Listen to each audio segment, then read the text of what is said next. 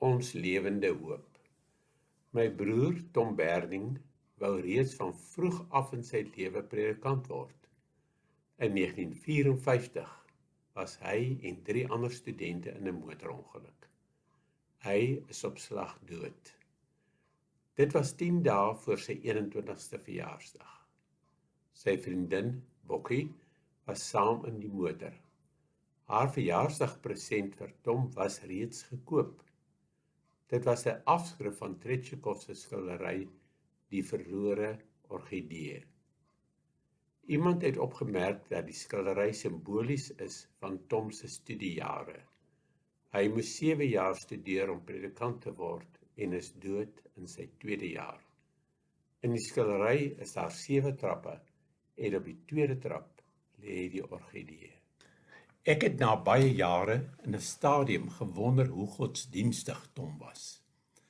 'n week of 2 daarna ontdek ek toevallig 'n afskrif van 'n brief wat hy 'n paar dae voor sy dood aan sy vriendin Bokkie geskryf het. Ek het toe na 60 jaar weer kontak met haar gemaak. Sy het bevestig dat Tom vir haar die brief kort voor sy dood geskryf het. Sy sê verder dat sy altyd onthou dat hy net voor die ongeluk die lied Nader by God by u begin sing het. Nader by God by u, steeds naderby. Al is daar ook 'n kruis nodig vir my, dan sal my lied nog bly. Nader by God by u, steeds naderby. Sy sê dit was Tom se laaste woorde. Tom skryf onder andere in die brief: As jy dieper dink, hoe moet dit wees om iemand wat jy werklik liefhet, af te gee aan die dood, en dan vir altyd te verlang? Goddank, daar is hoop vir 'n weersiens, in 'n lewe sonder skeiding, verenig met God vir ewig. As ek daaroor nadink, dan kan ek niks anders doen nie, as om net te bid, O God, U in wie die liefde en geluk volmaak is, U wat sit aan die stuur van ons lewensbootjies, wil U dit veilig stuur deur die rotse heen, oor die diep waters. Dit gee mense 'n baie groot gemoedsrus en blydskap as jy weet dat 'n geliefde wat gesterf het, die Here geken en bely het. Ons kan ook sê, Goddank, daar is hoop vir 'n weersiens in 'n lewe sonder skeiding, verenig met God vir ewig. Van hierdie hoop skryf Petrus in 1 Petrus 1 vers 3. Aan God, die Vader van ons Heer Jesus Christus, kom al die lof toe. In sy groot ontferming het hy ons die nuwe lewe geskenk deur die opstanding van Jesus Christus uit die dood.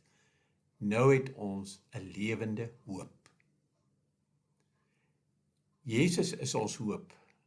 1 Timoteus 1 vers 1 van Paulus, 'n apostel van Christus Jesus, in opdrag van God ons verlosser en van Christus Jesus ons hoop.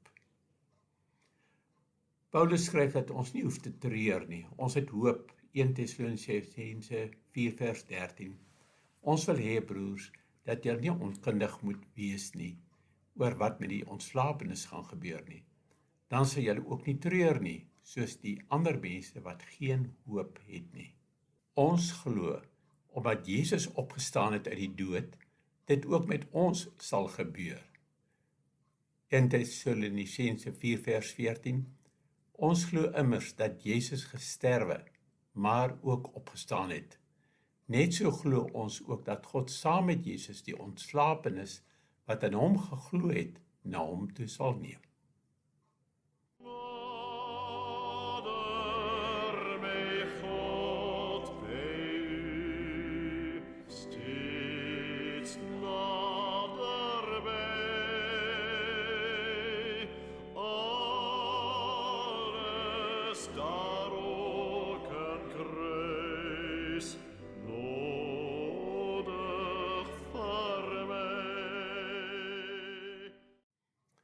Dankie Here Jesus, dat U ons hoop is.